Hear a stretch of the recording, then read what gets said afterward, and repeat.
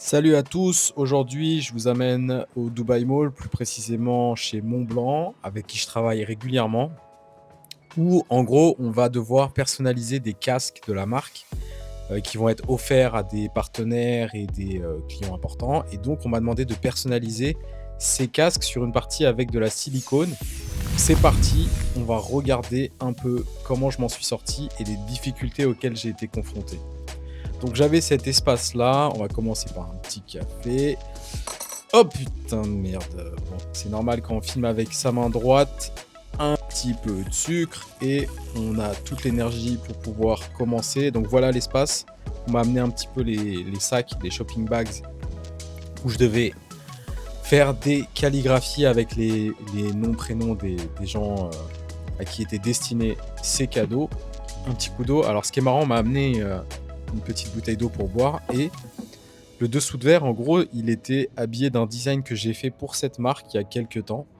Donc c'est toujours marrant de voir ces petites choses-là. Allez, un petit coup d'eau et on démarre. Bon, alors la calligraphie, clairement, c'est, je pense que je préfère faire le plaisir de dessiner des courbes, des lettres. Alors je sais que c'est pas le thème de cette vidéo, mais je voulais quand même vous montrer un petit peu en images. Après, je les empilais les uns par rapport aux autres en laissant un espace pour que ça puisse sécher sans salir les autres sacs. Donc j'avais une liste et puis j'avais juste à calligraphier les noms les uns après les autres. C'est un énorme plaisir pour moi de faire ce genre de choses. J'ai même pas l'impression d'être en train de travailler.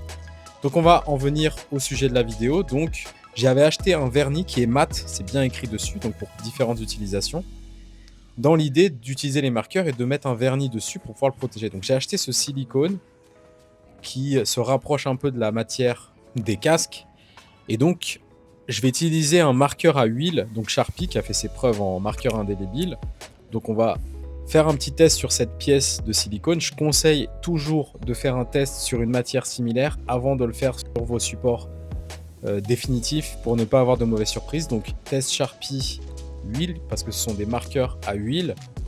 On va voir ce que ça donne. Il faut que ça sèche un petit peu. Le temps de séchage est souvent un peu plus long pour l'huile. Mais bon, ça va un peu. Hein. Je pense que 10 minutes, ça reste correct, ça reste faisable. Et de l'autre côté, je vais tester les marqueurs PBO que j'utilise sur le cuir qui sont très solides, très robustes. C'est pas du tout fait pour le silicone, mais des fois, on peut avoir des bonnes surprises. Donc je me suis dit, bon, on va quand même lui laisser ses chances. On va regarder ce que ça donne. Ça peut arriver hein, que des marques... on peut avoir des produits qui fonctionnent sur différents supports, mais on essaie de nous les vendre sur un support uniquement. Donc j'ai envie de voir ce que ça donne. On va tester aussi sur le support silicone.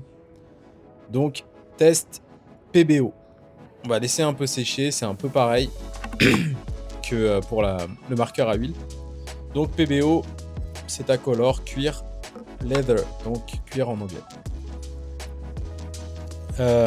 On va aussi bien évidemment voir ce que ça donne avec le vernis. Alors là c'est super bizarre, vous pouvez voir c'est du vernis mat et pourtant l'aspect est brillant, donc c'est pas très très joli. On va regarder ça un peu plus en détail. Et bien évidemment le Krink qui est un peu mon marqueur fétiche, qui a accroché, qui a fait largement ses preuves dans mes projets sur toutes sortes de supports, le cuir, le métal, le plastique.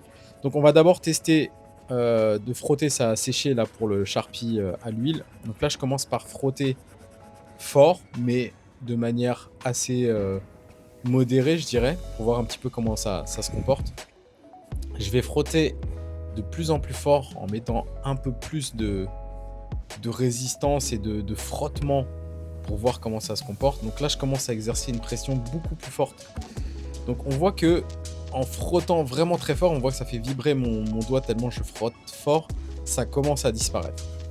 Mais j'ai vraiment frotté très très fort, hein. Je préfère quand même le préciser. Donc pareil pour PBO, je commence à exercer quelques frottements pour voir un peu comment ça marche. Donc là on voit que je suis fort, mais bon, j'augmente la pression petit à petit. Donc là ça commence à être vraiment un frottement assez intense.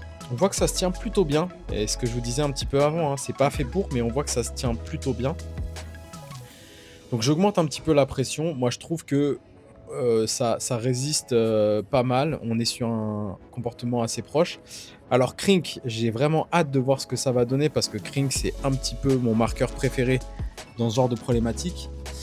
Là je frotte assez fort, mais je suis même pas aussi fort que ce que j'ai fait pour Sharpie et ça disparaît déjà. Donc là, c'est vraiment ma grande surprise. Je m'y attendais absolument pas. Pour moi, ça allait être super facile pour Kring d'accrocher sur ce genre de support, et pas du tout. Ce qui prouve bien que le silicone, c'est très particulier. Alors, je reviens un petit peu à la partie où j'ai mis du vernis. Vous pouvez voir que l'aspect, il est très moche. Il est brillant. Alors, je précise bien, hein, j'avais pris un vernis mat, mais on a souvent des écarts d'aspect comme ça sur certains supports. Ça en est la démonstration. Donc, de toute façon, rien que pour le rendu, bah, c'est pas possible d'utiliser ce vernis. Je pourrais pas l'utiliser sur ce projet-là. Donc, on va devoir voir ce qui se passe avec nos marqueurs qui ne nécessitent pas de vernis. Posca, c'est même pas la peine, hein. On est sur des marqueurs à l'eau, donc c'est même pas la peine d'essayer. J'aurais voulu voir ce que ça donnait avec du vernis, mais vu que le vernis n'est pas joli, ça sert à rien. On va frotter pour voir ce que ça donne avec le vernis. Ça, c'est plutôt pour ma culture personnelle, même si l'aspect est moche, mais pour voir en termes de robustesse, est-ce que c'est costaud, est-ce que ça résiste. Je commence à frotter, ça a l'air de résister plutôt bien. Mais je vois quand je commence à mettre un peu plus de force que, bah, pareil, hein, ça s'effrite et ça disparaît. J'ai même une impression qui est un peu bizarre, c'est que avec le vernis, j'ai l'impression que c'est encore plus fragile en fait. Comme si ça favorisait la fragilité des frottements et donc le décollement des pigments. Donc on va essayer avec le Sharpie, avec le vernis aussi. C'est marrant, avec cet angle, on voit pas que la brillance est moche.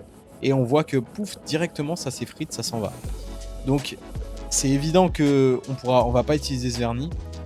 Alors peut-être que c'était pas le vernis adapté, peut-être qu'il y a des vernis qui sont plus adaptés au silicone, c'est tout à fait possible. Mais un vernis de type standard, c'est pas la peine. Alors je reviens au Sharpie, à l'huile. C'est pour moi ce qui correspond le plus à mes attentes, puisqu'on quand on exerce un frottement, ça tient. Donc voilà, on a commencé un peu à disposer les casques qui sont arrivés, puisque j'attendais qu'ils soient livrés. Et je m'installe donc sur cette petite table, j'ai ma liste, vous voyez qu'il y a un petit bouchon de la bouteille d'évian, et donc je pompais avec le Sharpie, parce que la pointe du Sharpie est beaucoup trop épaisse. Et donc je trempe un pinceau très fin pour faire mes initiales qu'il fallait faire dans une taille assez petite comme ça pour que ce soit plus sobre, plus élégant, parce qu'on n'a pas forcément tous envie d'avoir des grandes initiales sur ces casques. Et donc j'ai enchaîné comme ça a été assez rapide. Je pense que je mettais à peu près entre 5 et 10 minutes, mais on était plus sur les 5 minutes. Sur chaque pièce, c'était plus un travail de concentration pour pouvoir ne pas faire d'erreur. Et je trouve que le rendu était plutôt correct. On voit bien que je commençais à prendre possession de l'espace et à disposer les boîtes. J'avais 44 casques à personnaliser. Et donc, j'ai pu les enchaîner comme ça. J'avais l'équipe qui était avec moi. On avait trouvé un système d'organisation. Donc, quand moi, j'avais fini, je disposais le casque à l'intérieur. Et après, eux, ils n'avaient plus qu'à empaqueter. Et après, faire la suite. Alors, il y avait aussi la couleur chocolat, comme ça, marron. Je suis pas fan du doré. Hein. Moi, je n'aime pas trop le doré. Donc, je rappelle, hein, c'est le Sharpie à l'huile que j'ai utilisé pour ça. Ça se comporte très très bien avec un pinceau. Le séchage a été plutôt rapide, on était sur une dizaine de minutes. Quand j'avais complètement fini mes pièces, on a trouvé un système. Je posais le sachet avec la calligraphie sur l'ensemble, comme ça leur permettait de savoir que c'était fini, et donc ils pouvaient préparer la garantie et aussi faire un papier cadeau et mettre ça dans les shopping bags. Alors ça, c'est une étape que je faisais pas, je vais être franc, c'était plutôt eux qui le faisaient, mais il y avait aussi cette petite couverture en carton, et après ça se refermait dans une jolie boîte comme ça. Et l'équipe super sympa que je connais depuis maintenant plusieurs années a pu finir l'empaquetage, le papier cadeau et mettre dans les sacs, et tout était prêt pour être offert aux chanceux partenaires. Voilà, en gros, un petit peu cette expérience. Alors, la silicone, c'est vraiment une matière, je trouve, qui est une des plus compliquées que j'ai pu connaître. J'ai eu l'expérience de pas mal de supports jusqu'à présent, et c'est un des plus bizarres, je trouve. Donc, je trouvais que c'était intéressant de partager ça avec vous. Comme ça, si vous êtes confronté à cette problématique, eh ben, vous aurez au moins cette expérience en vidéo. À bientôt sur la chaîne. Ciao!